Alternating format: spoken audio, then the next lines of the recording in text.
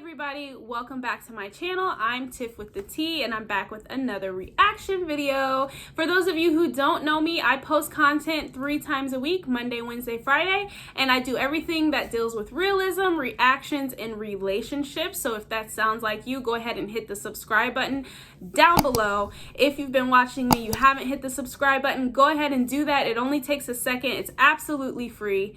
Thank you guys so much for your love and your support. I hope you guys are having a great Friday. Let's just get right on into the video. What's your take on So here's my 2 takes. And so just a little preference. I am a wife now. So my husband and I met when I was 29. We were married. We got married a couple of days after my 30th birthday.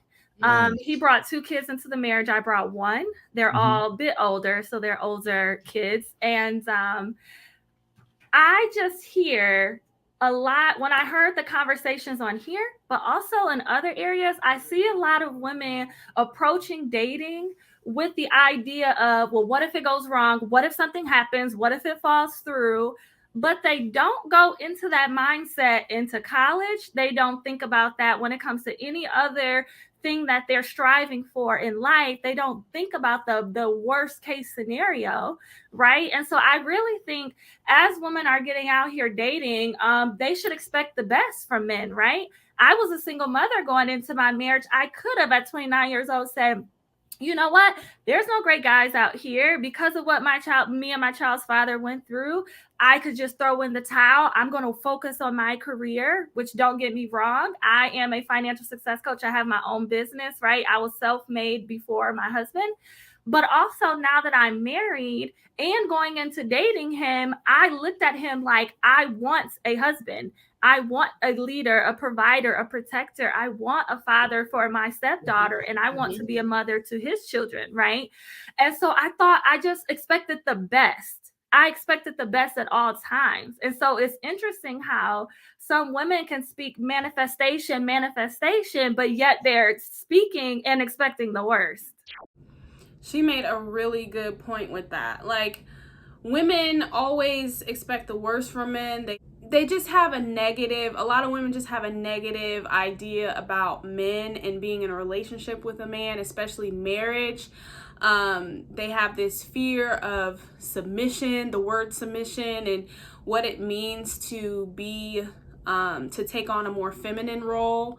A lot of times women don't apply that same negativity to other activities or other endeavors that they may be trying to achieve in life. Okay, you might think that being married to a man, you have to give up your independence, or you might think of marriage in a negative light and think worst case scenario, I don't want to have to end up getting divorced. All these negative, crazy ideas that people have. But do you think like that when it comes to having children out of wedlock? Do you think, what if this completely falls apart? What if I'm a terrible parent? What if I can't provide financially for my child and I struggle for the rest of my life? What if this goes completely wrong? What if? Or when you start a business venture, do you think the worst case scenario? No, you just put one foot in front of the other and you think, okay, how am I going to make my business work? Or how am I going to make being a single parent work? Why can't we use that same mentality when it comes to relationships? A lot of us need a mindset reset because we have these negative associations with the Black family unit, the Black marriage, for example. It has been on the decline for some years now. And a lot of that has to do with the negative associations, the thinking about the worst case scenario, the selfishness of, oh, I don't want to submit to a man. I don't want to cook and clean for a man if a man isn't making a certain income or isn't doing a certain thing for me. There's just a lot of backward thinking in the Black community about relationships, and I think that's why there's a breakdown, and there's definitely a breakdown in communication between Black men and Black women. So she made a really good point with just being open-minded and saying, okay, I'm going to try to make this work. men and women don't really sit themselves down in the same way that they did 50 years ago and say, okay, what's best for my family unit? What's best for my future self 20 years from now? Okay, maybe right now this situation is hard, but is it worth the investment of time, worth the investment of energy, of finances, of resources, and really being able to look at the entire picture, and give up those selfish ideals of, oh well, this is gonna put a damper on my traveling, or this is gonna cramp my style, because I won't be able to move where I want to, when I want to, or how I want to. So yeah, anyway. So I don't care what you write down in that little book. If what you believe is that men are going to fail, men are going to leave you, men are dogs, men aren't committing, whatever it is that you're saying, that's what you're going to attract and you're going to see in your life. Nice. Guys, imagine if I would have said that. Imagine if I would have said, oh, I don't care what you write down in your little book. Did you hear the little? That was a little shady, baby. That was a little shady. See, women can come at women, but if a dude do, lead attorney. We have to, because sometimes as Black women in today's age, again, I'm only 32 now, we need to have that wake-up call and kind of get that grit going, because we don't understand any other way.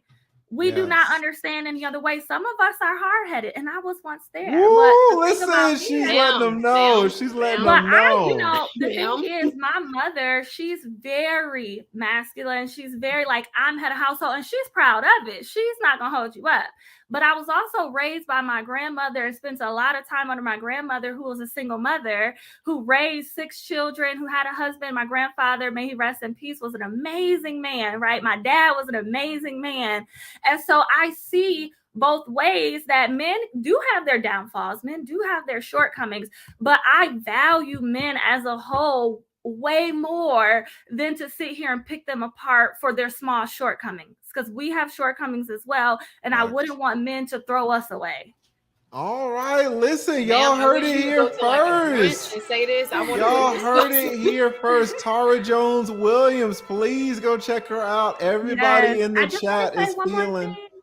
Can I say all right, Tara. Okay, I know, TLA. I hope you get a great night's sleep tonight, because I know you out here working. Listen, everybody's supporting you, so I'm gonna give you an extra bit. Everybody's loving what you're saying. I want to say to the woman who was like, "Well, I got a degree because I want to support my husband." Yes. Being 2 years into the game on this side, again, I'm no marriage guru. I can help you get the ring. But, I'm still working through that whole marriage thing. And I have mentors and women that are before me that's 30, 40 years in the game for marriage, right? But when I think about my husband, so he is a provider, meaning that even though I have money coming in from my business, he takes care of all the bills, right? All the major bills he takes care of.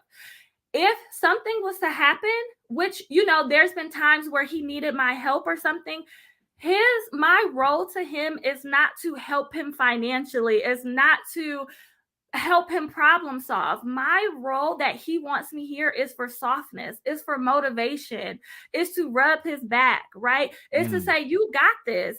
Go at it tomorrow. You can meet that goal next month, because he's in sales at a RV dealership. You'll get it next month. He doesn't want me to say, you know what, sit down on the couch and let me pick up the pants and I'll go get a job in the marketplace. That's not what he wants from me.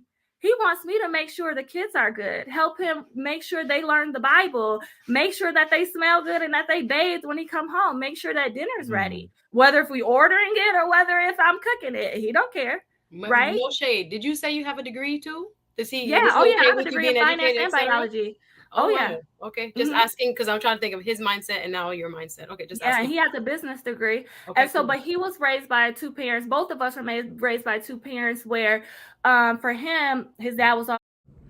Okay. So I want to address a couple things. So on the screen, there's a comment that says, the reason why women don't think about the worst case scenario with their career is because their career doesn't involve living with someone else for the rest of their life or until they die. Your career is nowhere as serious of a commitment as your marriage. So you're talking about spending the rest of your life with somebody. making financial decisions with somebody for the rest of your life, waking up to that person, having to deal with who that person is for the rest of your life. That's a day in, day out type of job. You're dealing with this person every day and in every aspect of your life. Your career is just one compartment of your life. And so I definitely understand what she's saying, but I just think that it's a little bit deeper. Let me know what you guys think. Also, the caller who's calling in, she said that her husband doesn't expect her to problem solve or to be the breadwinner. He wants their children to be clean and dinner to be made at the end of the day, and for her to be his cheerleader.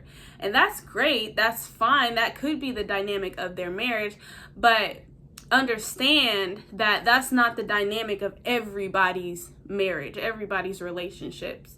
Different strokes for different folks, right? So what may work for them may not necessarily work for the next person.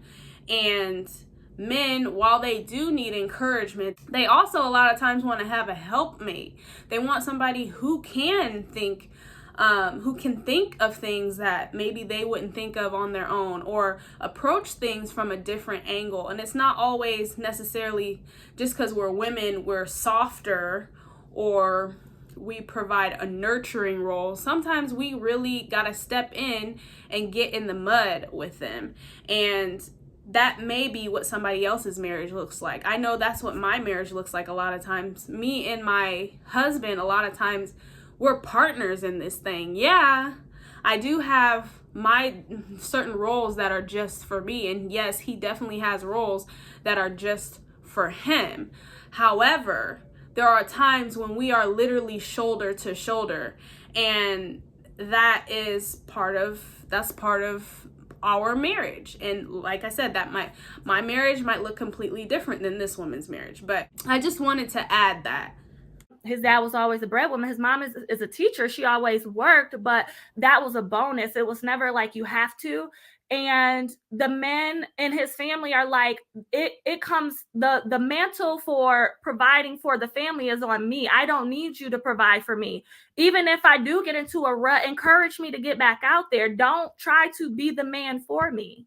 The only time this doesn't, Go ahead. I was going to say, if a man gets sick, you're out of luck. Not saying you, but I'm just saying in general, that's the only time I've seen that not work as beautifully as you put it. And I agree with which they should have FMLA as a financial background. Yes, we should have FMLA. We should have short-term disability. Absolutely. We should have long-term disability from his side to where you're still getting provided for. And even the woman said, well, what if he dies? What do I do? That's called insurance that you will have. You'll have life insurance to where you have enough to where in the next 3 to 5 years, you have enough money in your bank that the life insurance company will cut you until you get remarried and be an amazing wife to another man. Spend that financial game. I love it. You know what I'm saying? See how that goes? You slid it in there. I see you slid it in there good. Shout out. I was going to be like, man, you need your own YouTube channel. And you got one, right? I got one. All right. That was a nice little discussion. Let me know what you guys think about it in the comments down below. Thank you for watching. See you in the next video.